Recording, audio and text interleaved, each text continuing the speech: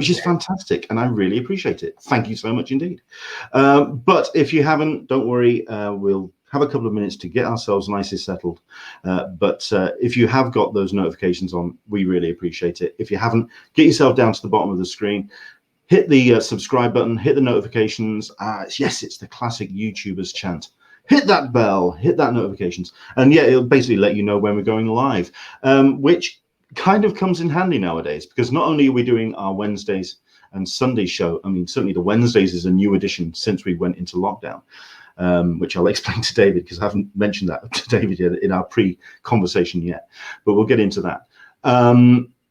But basically, we have been putting a lot of incidental episodes into the mix as well. And we have ourselves one that's coming up later on this week. So if you'd like to join us for it, we'd really appreciate it. Christopher Butcher, who is the organizer of the TCAF Festival, we are going to be getting him on for a full episode later on next month, but he is doing a bit of a crowdfunding. There's a store that he runs in support of the festival. It's a bricks and mortar store, but as you can appreciate, that like most comic book shops, they need help at this real difficult time. This pandemic has really struck so many businesses, and comic book shops have taken a real brunt of it. We're going to talk about that particular crowdfunding effort, and it's going to be taking place this Tuesday. So please do join us. It's going to be our usual time, 10 a.m. Pacific, 1 p.m. Eastern, 6 p.m. GMT. Please do join us. I think it's going to be a really interesting show. Also, we've got ourselves our Patreon supporters as well. Thank you so much indeed for all of your help. It really does allow us to keep the lights on for what we do. So everyone we've got rolling on the screen has donated. We've got a couple of new Patreon supporters over the last couple of weeks. Thank you very much indeed for joining us. And certainly when it comes to the updated extended episodes that we've had recently, I think people have realized that you're getting your bang for your buck. So thank you so much indeed for your support. A bunch of people jumping in on the chat already. If you have, as always, any comments, any questions, anything that you want to talk about today, any questions you want of our guest, do jump in, and we'll do what we can to cover all of that between now and when we wrap up. So please jump in on Periscope. The Facebook video is now public, which means you can share that around and send that out and about to wherever the Facebook video may be of interest to Comic-Con groups. Send it out, share the word, and let everyone know that we get up to this every Wednesday and Sunday. Welcome to Talking Con, a cup of tea with an Englishman in San Diego. My name is Leonard Sultana. Yes, I have the cup of tea. Yes, it is as far away from the laptop as possible. David, I did an interview with J.H. Williams the third about a week and a half ago, and spilt a pint of cider over my entire laptop. Oh yes, it wasn't fun. Everything just went completely nuts on me. It wasn't great, but we're back up and running now, so it's all good. But yes, the drink is to one side. This is where we talk convention culture, talk pop culture, comics, basically all the things that we get to see at conventions, which at this really tough time we're not enjoying in real life nowadays. We are going to get into a little bit of news at the back end of the show, because we have some more notifications about several shows that have cancelled, but also a show which is flying in the wind of all of things and running ahead. We'll talk about Tampa Bay at the back end of the show. But everyone's jumping in, and we'd like to say thank you very much indeed for joining us. We've got Toby, who's saying hello. Morning, Leonard and all. Aaron is saying hello. Ola from San Diego. Mr. into the Blue, Mr. Hi, folks. And Andrew English, hello all from London. A couple of new faces as well. We've got Bunyan Snipe joining us. That's an interesting name. Hello there, Bunyan. Welcome along. How is everyone? We are fine, although Andrew is saying I'm having con withdrawals. You have no idea, sir. You have no idea.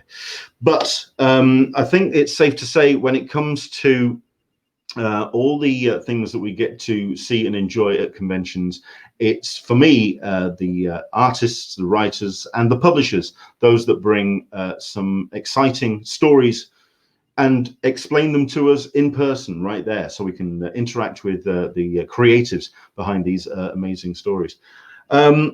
Heavy Metal is a magazine which I didn't read growing up. I was straight into the 2000 AD model. I was reading that as a kid, and then went into American comics, fell out a little bit, and then kind of came back in. But heavy metal is something that I approached as an older reader, mostly I think because I see it very much in the same regard as a DJ. When I look at all my music interests, I didn't listen to Pink Floyd until I was older, because it was a more of a maturer, it was a more richer and a little bit more daunting book than some others on the shelf. But heavy metal has so much of a rich influence when it comes to the comics landscape. And it's a pleasure to have David ERWIN joining us. Hello, David. Hi, hello, Leonard. Can you hear me? We can indeed. I mean, hopefully that intro wasn't... it didn't put you down in your eyes. No, I think it's great. No, because the even when I first experienced heavy metal, it was one of those things you kind of kept away from your you didn't want your parents seeing. Yeah. It's so it always had that danger or that dangerous edge to it, or kind of like the and even I couldn't understand a lot of the stuff I was reading, but the illustration was always beautiful, and they always had some always because it's an anthology, there's always something that you're going to find in there, right? Sure. That you're going to be able to connect with. So I think also with heavy metal as well, I think it was just I mean, 2000 AD for me growing up was a perfect pulp kind of magazine. It was something that was clearly, I mean, there was some incredible talent involved, but it was real kind of chipping away at the cliffstone. It was getting a book out, and you can tell there was this real grit under the nails when it came to something like 2000 AD. With heavy metal, it's a lot smoother. The quality and the sheer, it's a whole other level when it comes to the people behind. When you see the books that the strips that heavy metal have put out over the years. Yeah, but 2000 AD is a pretty damn good stepping stone, because even Simon Bisley and artists like that have contributed to heavy metal and are associated with heavy metal. Sure. Of course, you've had writers like Alan Moore, and this goes on and on as far as 2000 AD and Judge Dredd, all those guys. I mean, that feels very heavy metal. So I don't think it was too much of a leap for you. Fair enough. I think first things first, then, to introduce yourself to our audience, people who may not know too much about heavy metal, and also your own kind of introduction, your own time with the magazine. David, the floor is yours. Yeah. Who are you, and what do you do? Well, Matt Medney, who's a friend of mine, who's the CEO of Heavy Metal, and he approached me, I guess, late last year, and so together we've been working with heavy metal for maybe about 5 months, and so it's been an incredible amount of work that we've been doing and things we've been putting in place. So I'm very excited about that. But what I think enabled me is for us to be able to do so much is the fact that, yeah, I mean, I do have a history in dealing with brands. And so prior to coming to heavy metal, I was the Transformers creative lead at Hasbro. And what that meant was that they had brought me in and they had asked me to build their Transformers universe. And that included to bring in their existing boys properties like G.I. Joe, Micronauts, and so forth, that kind of put it under this massive universe. And so I had to create what's called a universe Bible.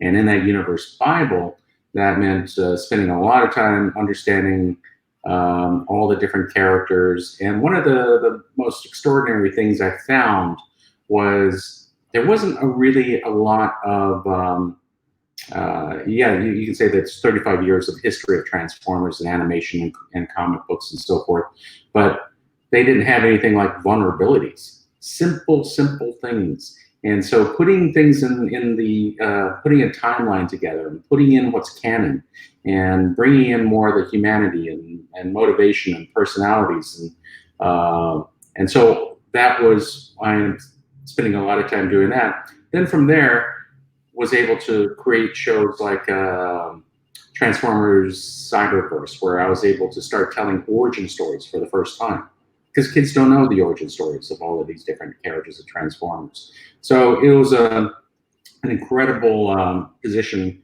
to have, and kind of pivoting away from the Michael Bay Transformers, like you saw in the, I don't know if anybody saw it, but the Bumblebee movie. So bringing more of that human element and relatability to it. Then prior to that, 16 and a half years at DC Comics as the executive creative director, which is so working, and what that means is that at DC, it's a division of Warner Brothers, and it reports to theatrical. But the thing is that since they own the properties, the way it works is that if you are Warner Animation and you want to do a Teen Titans cartoon, you need to license it from DC, even though it's all part of the family. And same with movies or home videos or all the different divisions of how they want to use the property that has to be licensed. And then once the contract is done, that's when I would step in and I would have to build these, help them build their businesses, help build the brand. So I was really, at the time when I started at DC, I think this is kind of speaks to who I am, in that I was, we were not really well respected by Warner Brothers, because everybody was focused on Looney Tunes. Yeah. And then they were focused on Scooby-Doo and all these other characters. And so I was out in LA all the time working with all these different divisions and really building our brands and building, working hand in hand with a lot of these different initiatives and different products that we're doing. I was so much involved in managing the brand that one of the things that I did with, which I'm proud of, is during my on The Dark Knight, I directed all the shoots that you saw for Heath Ledger. So all the images that you've seen of Heath for the movie poster and such, and all the merchandise, the stuff that I directed. And because again, I was so much about wanting to make sure that we really build these brands to become a global brand beyond just an entertainment brand. I wanted to really build it into a lifestyle brand, or just so. Anyway, coming to the heavy metal, it's kind of the same thing. I'm given the same chance again. Third time around, build a whole new universe, and that's exactly what we're doing. And it's a lot of fun because there's so much fertile ground for us to explore. So we started taking some of the stuff from our archive and started building out their universes. And eventually we'll have our heavy metal universe with incredible characters that stand on their own and have their own compelling stories. And then we're going to roll it out into other platforms as well. Because one of the first things that Matt was great about bringing in was a entertainment production company that is working with us on movies and television. And that allows us to really do amazing things. So yeah, I mean, I can go on and on. We have so many things in the pipeline right now. Because, well, I mean, just to explain, I mean, it was a very open-ended question when I started, what you do, because it's about what you're going to be bringing to heavy metal, because I've been very aware of your history and certainly your time with DC. So I knew what your strengths were in that terms of solidifying a brand and really kind of making a very strong message. Where do you think heavy metal needed that? Because, like I say, I felt as a European reader, and I'm certain some American readers as well, see heavy metal as in a certain way. Where do you feel that heavy metal needed to kind of just make a slight shift in direction? Well, I think what happened is that over the years, I mean, it's always been a... Oh, hello? Yeah, over the years... Sorry? No, carry on, sorry. I'm sorry, I'm in New York City, so sometimes there's like motorcycles and cars. But the what I was, heavy metal is a legacy brand, but I think over the last 10, maybe even 20 years, it's kind of lost its place as far as being the influencer, right? Because other people kind of caught up, and when DC had Vertigo, right, then they started bringing in a lot of people from 2018 and other, and then independent publishing and so forth started doing more edgier stuff. So a lot of people started to catch up to where heavy metal was. So the first thing that Matt and I really came together on is that we want to put it back in the forefront of leading storytelling. And we are known, the brand is one of the few publishers that really represents certain genres, right? If I say, if you say heavy metal, you always think of science fiction, fantasy, and horror. But you say DC or Marvel or other ones, then you think of superheroes, right? Yeah. Or if you think of the other publishers, you don't identify it with a particular genre. So we are really doing a lot in making sure that we are dangerous again, right? I want us to be that alternative to the Pixars of the world, because a lot of the other the majors are owned by major studios, and they have to answer to different rules and shareholders, right? Sure. So they have to be a little bit more complacent, but we want to be like the Joker movie, right? So the Joker movie just came out of nowhere, did $1 billion, and that was something that I think Warner Brothers was really good about supporting. But those are tough. You're not going to see a lot of that happening with the studios. And so that's what we are. We're kind of like we want to be there. We want to be, again, in the forefront of storytelling and influencers, where, you take Ridley Scott was influenced by heavy metal, Zack Snyder, and it goes on down the list of all of these people who are creating great movies and television shows today. They were, a lot of them will say that they were influenced by heavy metal.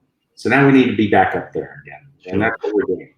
I mean, I think you kind of hit the nail on the head when you use the word legacy. I mean, heavy metal is certainly, it's known for incredible creators and the influence that they put out there with the strips that they did. And it was interesting that you mentioned DC Vertigo, because I'd say that the certainly the golden years of heavy metal was around that time when DC Vertigo came out. That real sense of edge and maturity when it comes to comics and what you can actually see on the pages.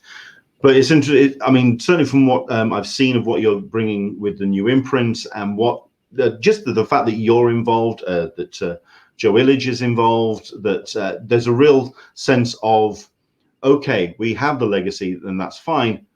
It's 2020. We're here now, and heavy metal is wanting to take its place, rightful place, back on the shelves. Yeah, and one of the things we're doing is also, we're going to go monthly after issue 300. Oh, wow. Because we're doing, which is a milestone to hit 300. And then so we're going to be monthly, and already we're establishing to the retailers, showing that we are consistent and we're able to deliver on time and meet our deadlines. And so, which is important to our readers and our fans, to know that they can depend on our publishing to be consistent and constant. And because, as you know, I mean, a lot of the it's such a creative driven medium that it's difficult to hit your deadlines all the time. So we have things in place to keep us delivering on time on a monthly basis, as well as now we're going to be rolling out heavy metal comics, right? Because the magazine is just not enough. I want to have I want to have a heavy metal presence every week on that new this week on the wall, right? So every week I want to have a new heavy metal comic book. And then, of course, then you have the magazine every month. And so we have a strategy for that, and we've been really developing and working hard on getting that done. And then you mentioned the imprint with virus, and because of the recent with the COVID and everybody sheltered in and all of these things that were happening, then it was, well, how do we still continue to deliver content to our fans? How do we do that? And so virus was something that just came to mind. We had the infrastructure already in place. We had. I was going to ask, when did the name get put forward? Yeah, it was actually, it's interesting. So Matt, the CEO, was telling, was going over, we were discussing our printer. And then when he told me that our printer, because he was thinking about switching how we print our magazine from offset to digital printing. And so I was questioning the quality of it. And then he had shared with me, because Matt has a company before heavy metal called Heroes that was doing comics for the music business, music industry, and music artists. And so I have a number of these copies, and I didn't even realize these were not offset printed comics. The quality is so good. And when he told me that, and I was like, damn, that means we can do comic books on demand. We can just print comic books as we get the orders, and then as we're discussing it, then to me it was I came up with the name Virus. I thought Virus would be a strong, compelling name, and it's very fitting to heavy metal, right? So you want that edge, sure. And so we embrace the name. And then I actually, nobody really knows except for our team. But so even the logo, I ended up designing it, and I ended up building it in Illustrator, right? So even the logo and so forth, and just getting it. And Matt is so good about taking something and just getting it done. So we had Virus up and running in, I think, 6 weeks. So it's an amazing way to continue to deliver and offer content that may not necessarily fit into our magazine, contextually, or because we only do a monthly magazine. And there's all this stuff. We get submissions all the time. And so we figured, you know what, let's do something different. Let's have creator-owned content and let them share on the profits. So as soon as if you sell one issue, you make money on it right away. So it's a different model in how we publish these things, because now it's delivered to the customer's door, and then when it's as soon as the books are published on demand, the creator gets a piece of the action. So from day one, rather than having to pay fees and all of these and waiting for things to be recouped before they see anything, they get money from day one. So it's an amazing platform that I think that we've created. And then soon, I mean, it's such a compelling way of publishing that we'll be announcing later on. But there's another publisher that I really respect that's going to be joining us as well. And so we'll be able to start offering their library. And so I think this is very kind of disruptive. Sure. Oh, I mean, it speaks volumes to that heavy metal attitude. I mean, when the pandemic hit, when the world was thrown into such disarray, and when It still remains such a tough situation for people to deal with, and it is such a tough landscape for us to new reality to deal with. It speaks volumes about the attitude of heavy metal, that you're still tipping the shoulder. Other companies, other publishers could have changed the name. They could have possibly done some quick rebranding just to kind of take the edge off in this current landscape. But there was almost there's a tipping of the shoulder. There's a real leaning into some attitude, and that speaks volumes for what you've got planned for the imprint. I mean, we've got 4 of the titles up on the screen now. If we can kind of talk about them, because I mean, I've seen the PDF that you sent me of one of the titles of the Red, which is just stunning. I mean, we'll start with that one, which is just, I mean, if you can quickly talk to us about these books, because they are just they're very impressive titles out of the gate. Yeah, it comes back to, again, the heavy metal's been, because of its legacy and the amount of people throughout the world that have contributed to heavy metal. We're vetting submissions all the time, and then recognizing the fact that there's so much content that's already been created, or maybe it was published independently, or it was published in another country, and it really didn't have much of an American exposure. And I think that's one of the things that heavy metal's been great at, is introducing new voices, new talent from all over the world to the English-speaking market. And that is what happened with something like Red, which happens to be, I mean, it's American bred, American born, and content that was independently published.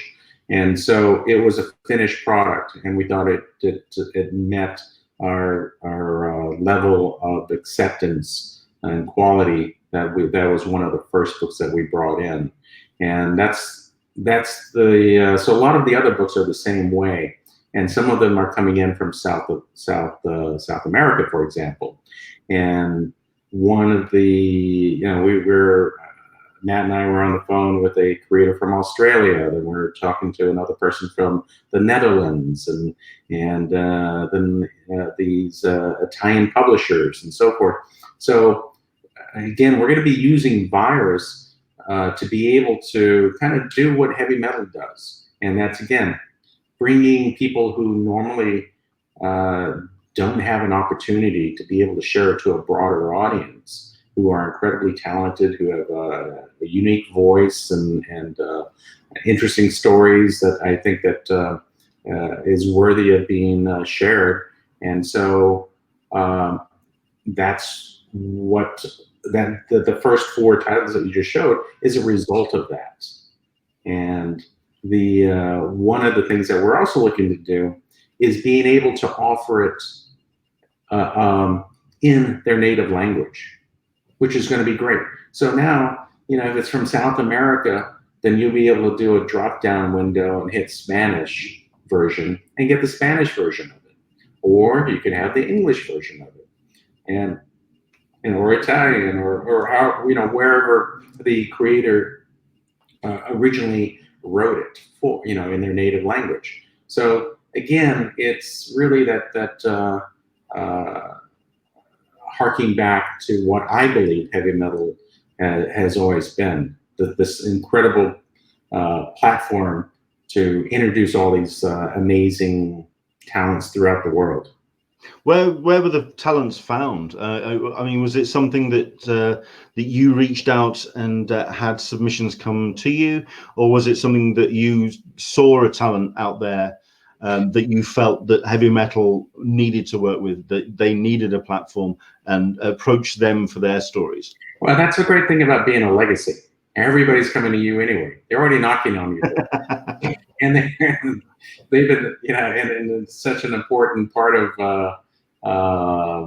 so many creators who, and again, there's a lot of creators out there who just are, they don't fit within the DC or Marvel mode, right? And so, but heavy metal is that alternative. And then of course, virus makes it even a bigger alternative. Excellent. Sorry, I'm trying. I mean, I don't know if I'd be allowed, but I was going to try and possibly open up the red PDF just so people can see at least the first couple of pages from this book, because, like I say, it's a stunning piece of creative work. So if I can, actually, it's one of our best-selling books. Yeah, I think it's one of our top-selling books week after week. And that's a nice thing. That's the other thing too, which is nice, is that and this one happens to be like it's a trade paperback, and so it's like it's a graphic novel. And the nice thing about having our platform, unlike a comic shop, I mean, we're making these available for comic shops as well, but what's difficult for the creator, once the book goes out, then they tend to go onto the shelf. And the only way that a customer coming into the store for the first time will even find it on the shelf is if they're looking for it. So with virus, it allows people to see something that might pique their interest, that they normally wouldn't have noticed on a shelf. Yeah, I think something that I mean, we've been talking a lot on the show in previous weeks, and when we've had publishers on, I mean, we've had IDW come on, we've had various publishers come on, and people who have been finding a real challenge to get to their audience during the light of the pandemic. And the timing it can't be easy for any publisher, including yourselves, to reach an audience. What's the conversation been like in the heavy metal, the office, possibly postponing a little bit later when people have a little bit more available cash, or when it's going to be difficult to get the titles in their hands, and for an imprint to make that impression straight out the gate, it's going to be tough. Yeah, well, I would say on our magazine and the heavy metal comics, we're still going down the traditional routes with the traditional distribution channel. We're doing everything we can to support our retailers, the brick and mortar, and of course, yes, we've been affected as well because of the what we would even like Barnes and Noble, because the magazine distribution is hurt by this as well.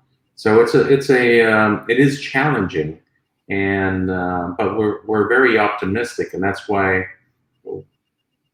I think, because we're such a small publisher, we can move quickly, and act and kind of pivot when we need to, and but the challenges we face are the same challenges all the other publishers and this pandemic hasn't helped, because publishing has always been a difficult business in the last couple decades, really, and ever since the demise of all these bookstores, when graphic novels were everywhere.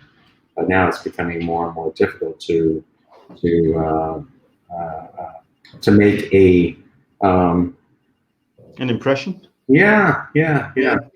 So we're doing a lot of different things with, and Matt's incredible about with our social media and ways that we're trying to find other avenues to bring attention to our publishing.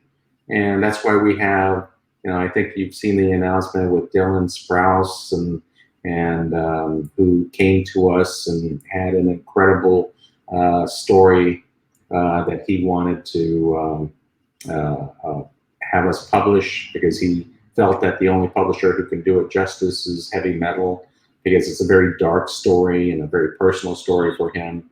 So once we all came to an understanding, and we all kind of rallied around each other and started to work on his book as well.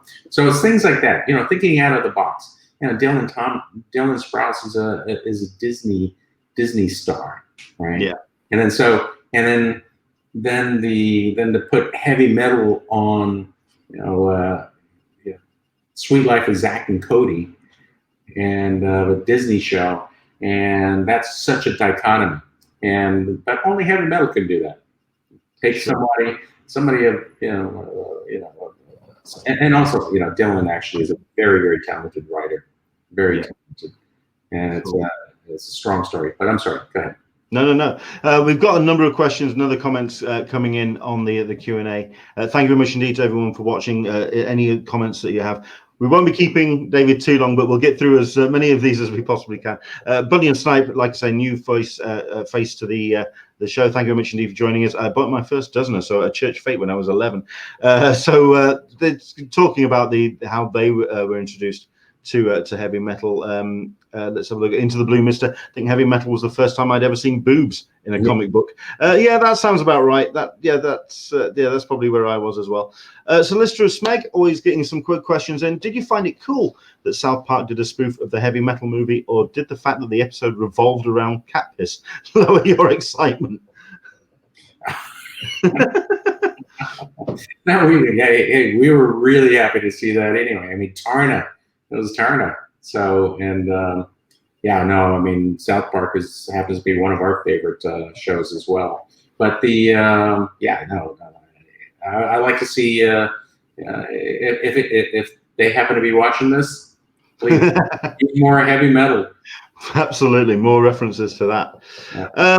I think also, we've got David Gallagher who's watching, very excited to see what Heavy Metal does next.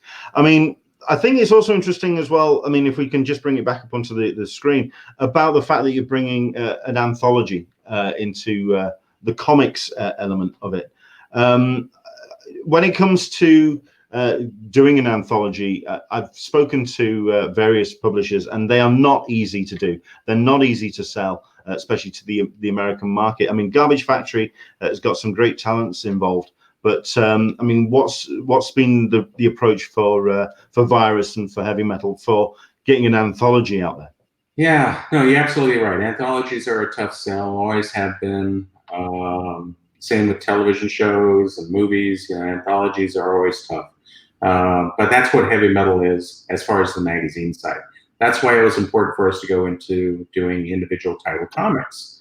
And as far as this one, because we are as a brand recognized offering anthologies, this particular one came to us from South America, and it was a bunch of short stories that could have lived in a Heavy Metal magazine, but again, because the magazine can only publish so many stories a month, it made sense that we take those collected stories and offer that as an anthology, along with the individual titles that we offer in Virus.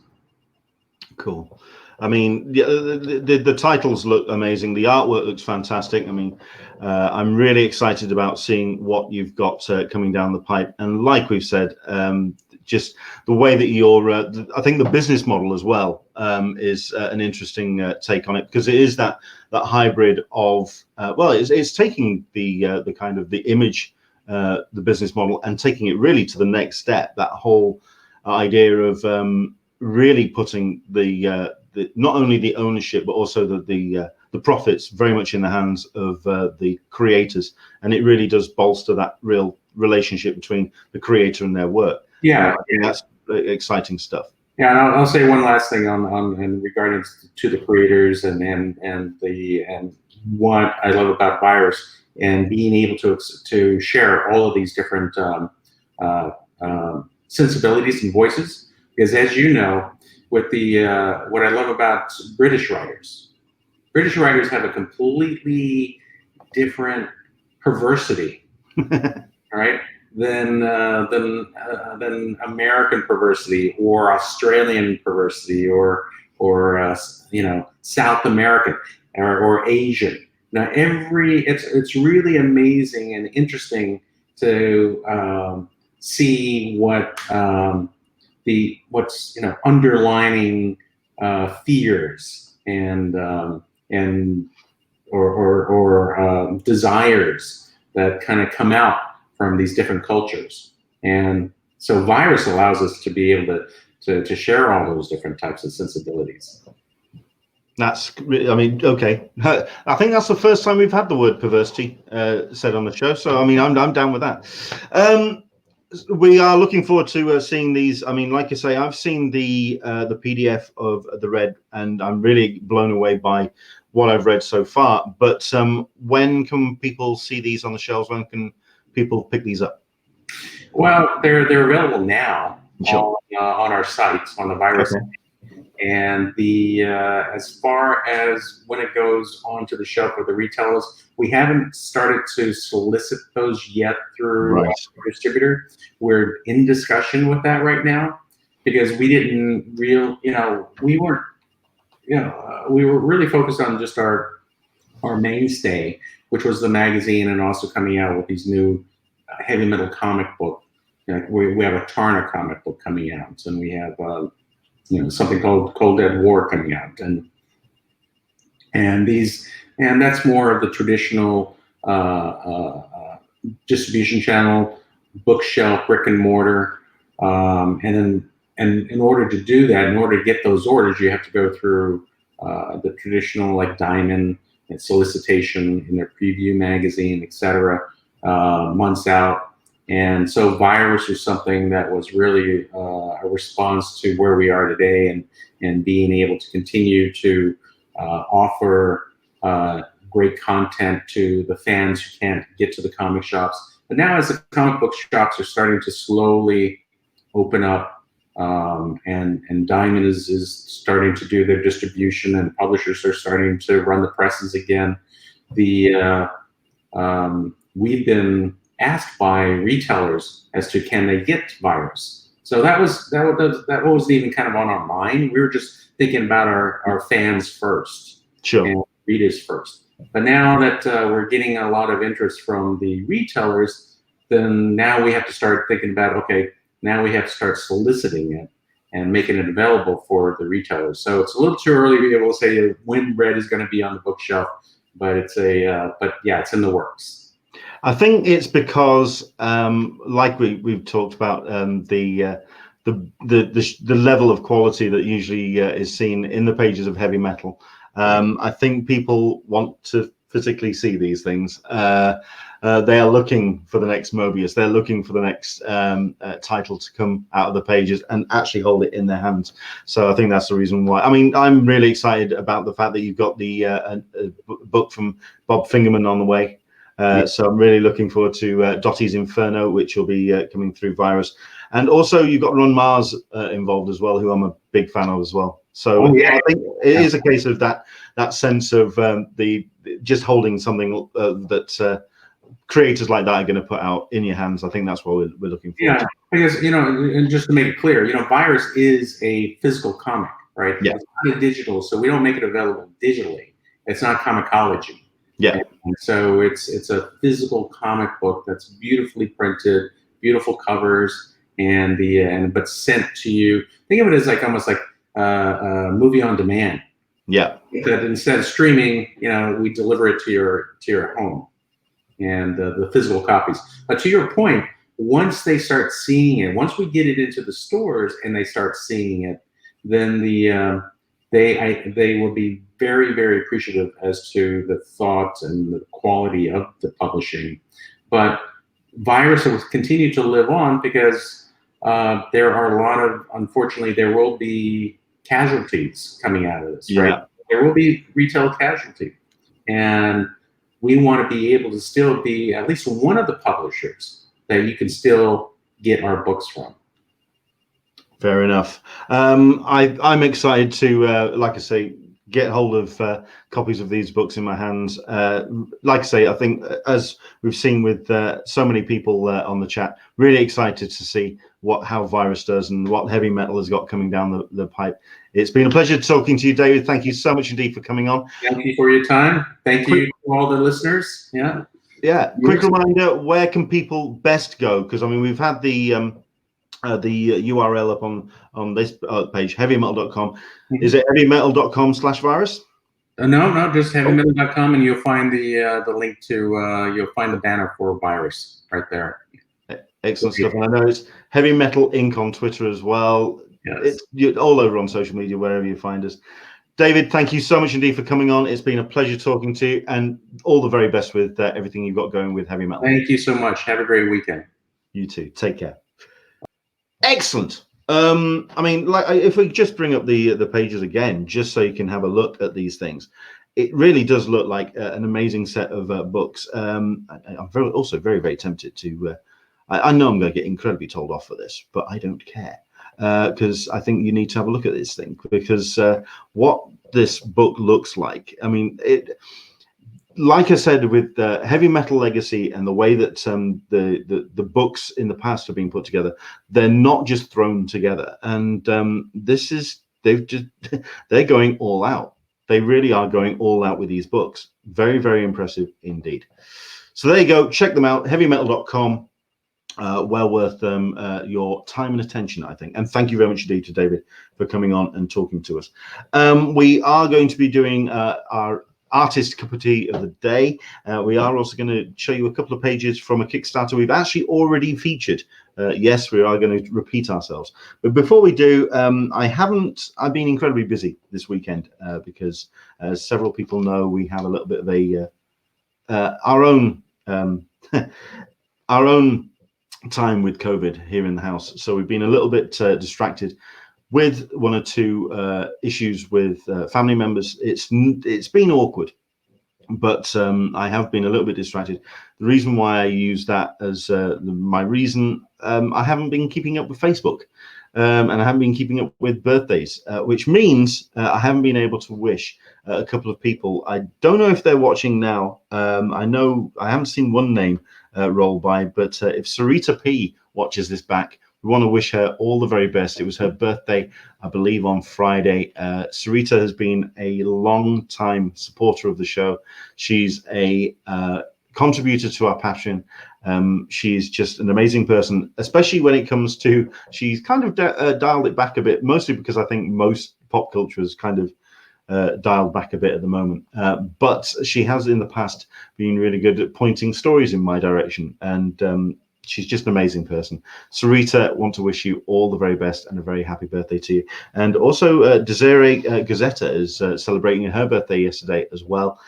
Basically, I just wanted to say to these two amazing women, Sarita and Desiree, happy birthday to you. Thank you so much indeed for constantly being a strong supporter, and it's always great to see Sarita showing up on the Q&A. She hasn't showed up today, so I'm guessing she's a little bit busy, but hopefully she's been making a whole weekend of her special day. So all the very best to you. Happy birthday to you. Right. What I meant by repeating myself when it came to the crowdfunding spotlight is basically something that has already blown through all of its most of its targets, and it's now going into stratosphere mode, which is Maddie, the Once Upon a Time in the Future Kickstarter from Duncan Jones and Alex DeCampi. We've featured this on Wednesday's show as the crowdfunder spotlight. Going out on Kickstarter, like I say, it's doing absolute gangbusters with the numbers, so it doesn't really need selling. But I wanted to point out some really cool artwork that has been posted. Basically, if you've seen some of the interior artwork from this, Dylan Teague is doing the artwork for the book. And I wanted to show you some of the stuff that he's been putting online. So you can follow Dylan Teague on Twitter, because he's been putting posts like this together.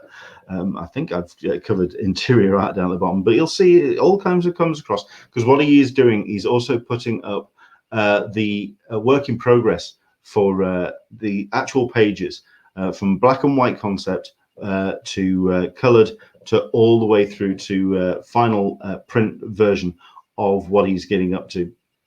Dylan Teague is doing the interior art for Maddie, and it's well worth checking out. It looks astonishing, and as a project that was definitely well worth backing. It ain't cheap. It's certainly not one of the cheaper comic outlays on Kickstarter at the moment, but certainly the rewards you get are very impressive. Yeah, I mean, I haven't received my email yet, but they are supposed to be doing kind of like these video one-on-one kind of chats, so I'm hoping that I'll get my link relatively soon. Maddie, Once Upon a Time in the Future, do check it out. It just looks an amazing book, and Dylan Teague is absolutely knocking it out of the park at the moment in terms of what he's doing with the artwork for this book. Do check it out. Right, let's do then our artist of the week, of this particular show, our artist cup of tea. This is someone that has perhaps rolled by on my social media and is really brightening up my timeline, hopefully yours as well. And if you haven't, or you're not following this person, hopefully that is somebody that can really attract your attention. If possible, if you are following somebody that maybe I'm not, that is putting up artwork on a regular basis, that's really kind of brightening up your timeline and really showing some creative juices flowing in these very tough times, let me know. Send me a message at Englishman SDCC on Twitter, DM me on Facebook. Do what you need to do to get these artist details to me, and we'll showcase them on the episode. It's really that simple. The person I'm going to showcase today is Stephen Byrne. Stephen is an Irish artist who has done some great artwork for some mainstream comics, but he's very much known also for fan artwork as well, stuff that he does for himself. He did a really great bunch of Jedi adventures, sort of a Jedi, sort of like Ewok kind of stuff, really good Star Wars mashups. He did a really good, I think it was the Force Awakens. He did like a comic adaptation of it, completely unsolicited. He just did it off his own back, and he does a lot of that, where he kind of puts stuff out into the world. If it gets picked up, fine. If it doesn't, I don't think he cares. It's just stuff to show and get people's attention and really get kind of the juices going, and everyone's really excited to see what he does. It's just gorgeous stuff. I mean, something that he's been doing in recent weeks is a Marvel versus DC mashup, which has been picked up by a number of sites. Just gone, this is the DC Marvel mashup you didn't know you wanted, but just what he's done with it is just absolutely astonishing. Really gorgeous artwork. I mean, Stephen Byrne, his artwork is off the scale anyway, but what he's doing with these characters is just incredible. If I could just put that full screen so you can just see this. Yeah, it just looks incredible. Really accessible.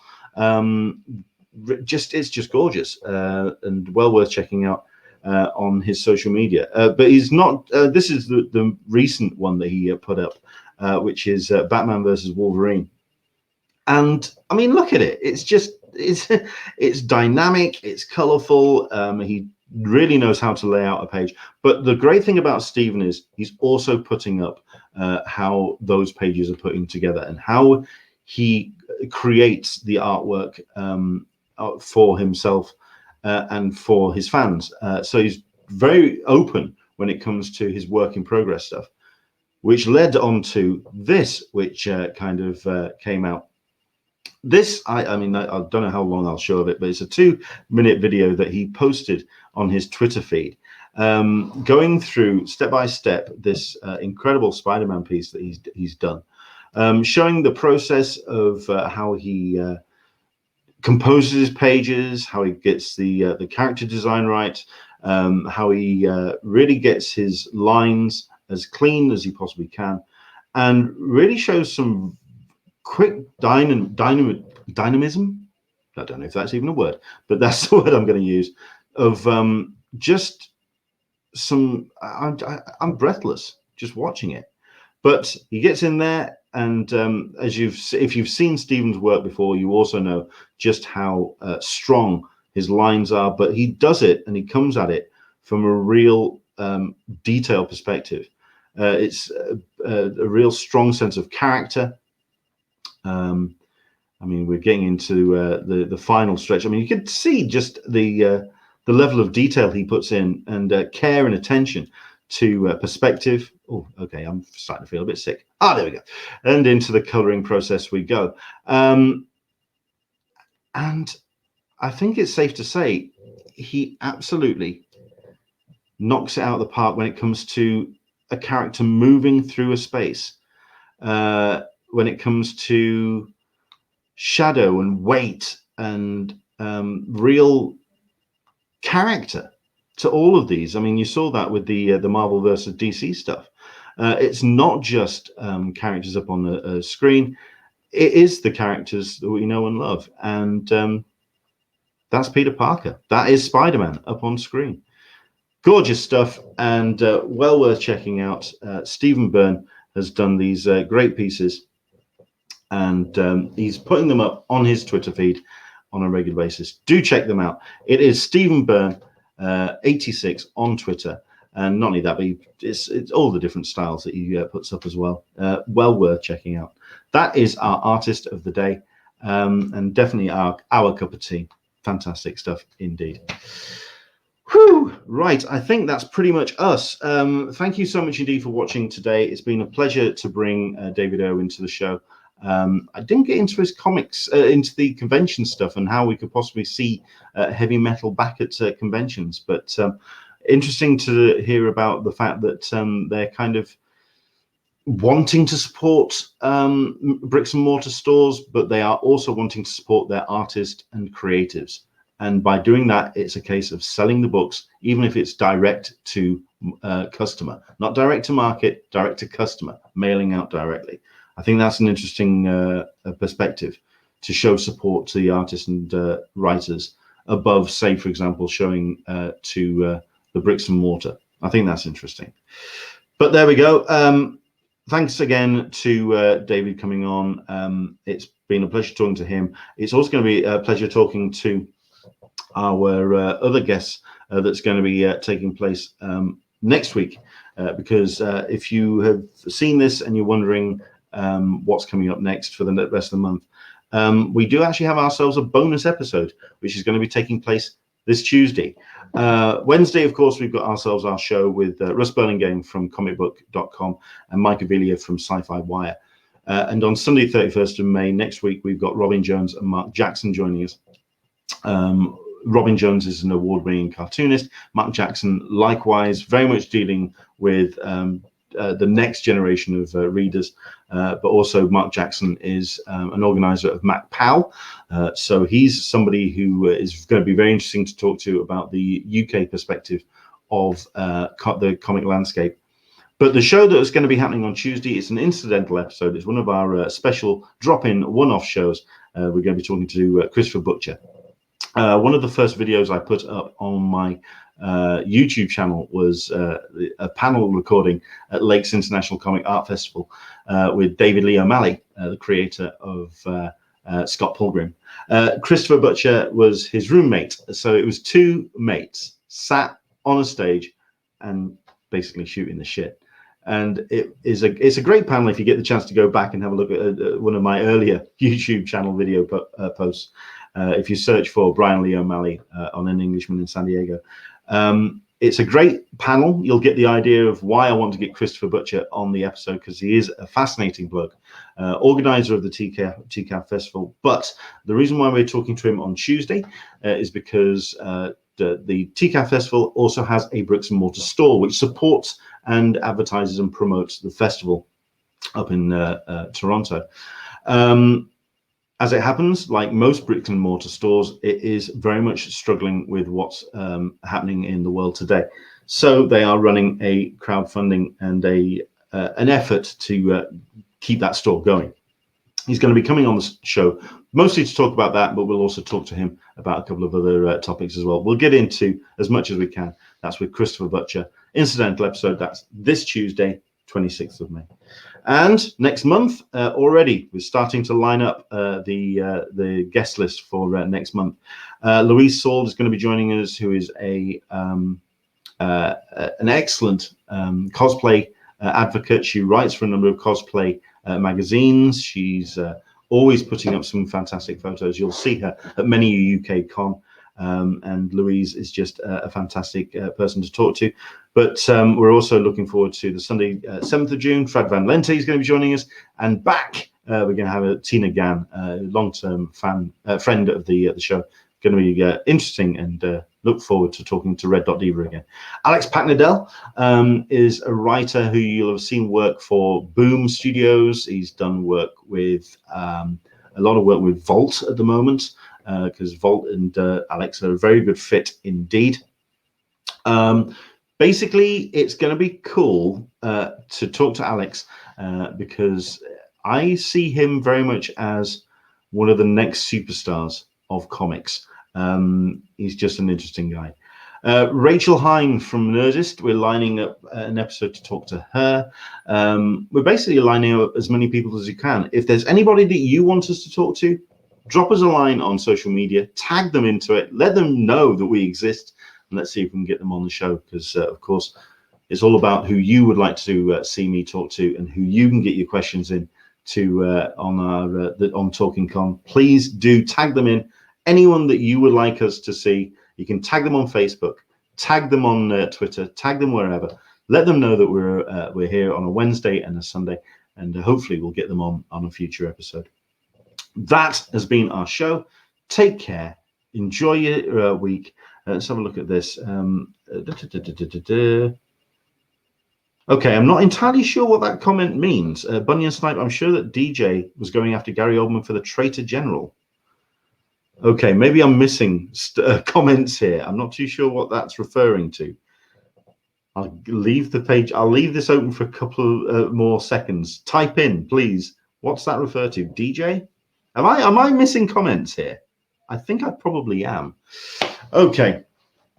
Listen, stay safe, wash your hands, look after each other, look after yourselves, and let's see if we can get to the other side of this. I kind of forgot that I did mention at the top of the show. Oh, Duncan Jones, Rogue Trooper. Yes, of course. Sorry, I didn't know which DJ we were talking about. Duncan Jones, of course. I think I'm going to have to bring this up maybe on Tuesday's show. Basically, we have got plenty of conventions which are still announcing that they're cancelling. We had the Star Fury shows here in the UK. They did a live show on Friday, still talking about their postponing, still talking about shows which are scheduled, but even the organizer doesn't feel that they're going to go ahead. They can't cancel yet because of the agreements they've got with venue, and if they cancel now, they will be hit with a huge cancellation fee. So they're just holding off until they get closer to the date and they get the word from the Department of Health where they have to close that particular show down. So you had Star Fury talking about postponing of shows. We've already learned about Lakes going online. We've heard about numerous shows across the US, with one exception. We do have a show which is at this point not only still going ahead, but also announcing various guests as well. Basically, Tampa Bay Comic Con continues to be confirming guests, and it's staggering to see how this particular show is going to continue to do, possibly run on July 10th, 12th. We are seeing the US opening up. We're seeing various relaxations of the lockdown in the US. We're also seeing videos of pool parties going off in the US, which, that's going to be interesting to see where the spikes are coming from. But considering that they are booking the likes of Larry Wells, who did Cherry Pop Tart, and a whole bunch of very cheeky comics, certainly in the 70s and 80s. Walter Jones from the Power Rangers. You've got Jeremy Lee Taylor, who starred in It.